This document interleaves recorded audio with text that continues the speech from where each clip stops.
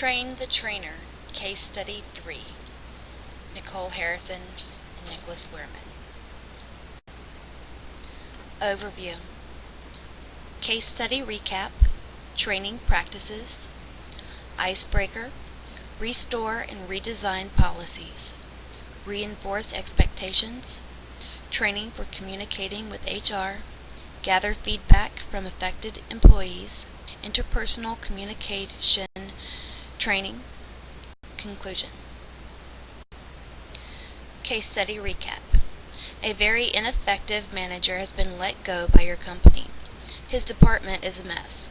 The manager played favorites and was inconsistent in applying discipline as well as doing out bonuses.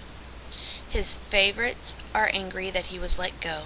Everyone else is angry that he was kept around so long. Morale is low, trust is low, and worst of all, production is terrible. Training practices. Keep to our agenda. A key prerequisite to classroom success is preparing a training agenda and sticking to it. An agenda simultaneously assures that the trainer covers all key information and that material presentation follows a logical sequence. Know your attendees. Everyone's learning style is different, so if at all possible, familiarize yourself in advance with the background of the attendees. Employ visual aids. Visual tools can be particularly effective, like a flip chart and dry boards, and I use them for different purposes. Flip charts provide a great medium for recording the key concepts, ideas, or points you want the class to remember. Use real-life scenarios. In training exercises or case studies, present actual scenarios employees might encounter on the job. Use positive reinforcement. Rewards, no matter how small, are important devices to enhance knowledge acquisition and retention. Mild verbal praise, for example, feedback such as, "Great point," and "Excellent answer," for a correct response or other training contribution, is a simple form of reinforcement that is effective in encouraging training participation. Icebreaker. Whether the group knows each other or it is simply a day when no one wants to be in a scheduled staff meeting, using an icebreaker game is a great way to get everyone relaxed and ready to go. Icebreakers allow participants to meet each other, energizes participants, lower inhibitions, and encourage group work. Useful tool for forming groups, encourages dialogue. Restore existing policies. This time will give you the opportunity to revisit and restore existing policies. Show a high level of dedication to ensure a clear standard of operating procedures that apply equally to all employees moving forward. Introduce new policies.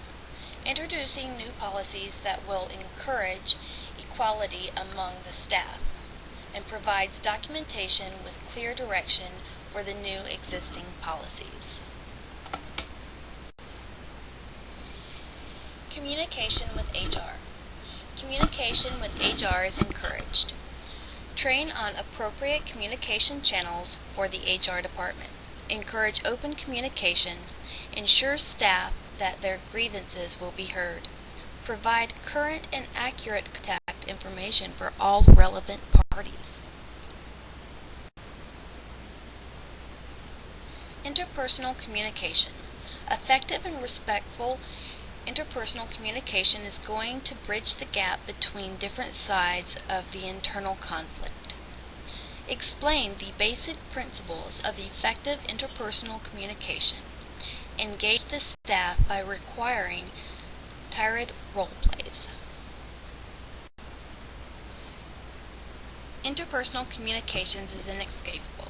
We can't not communicate. The very attempt not to communicate communicates something.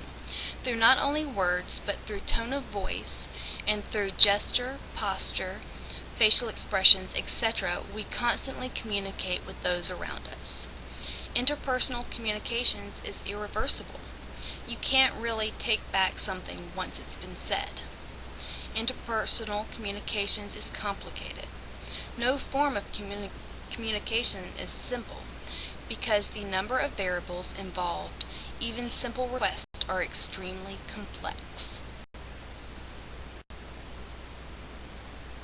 Use this time to open the room up for questions. Questions should be answered on the spot. Questions that don't have an answer will be responded to with "I'll find out." Personal questions will be sidebarred after the meeting. Reinforce expectations. During the training, all employees will receive by email a formal job description. This will be a list of general tasks or functions and their responsibilities of their position.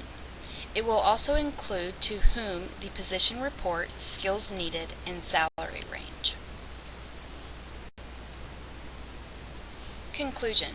Throughout the training process, many employees may have concerns about change. It is important that this training give all of those in attendance a sense of comfort in knowing that they are a valuable asset to the company. The goal of this training is to ensure that all employees know what is expected of them and to give them the tools to proceed into a happy and productive work environment. Resources. Resources will include trainers, directors, managers, supervisors, and HR communication information, and an email of a peer contact list to encourage open peer communication and unity. Follow-up. After the training concludes, every employee will receive a follow-up summary and survey email. The survey will help collect valuable insight and ensure that the employees' voices are being heard.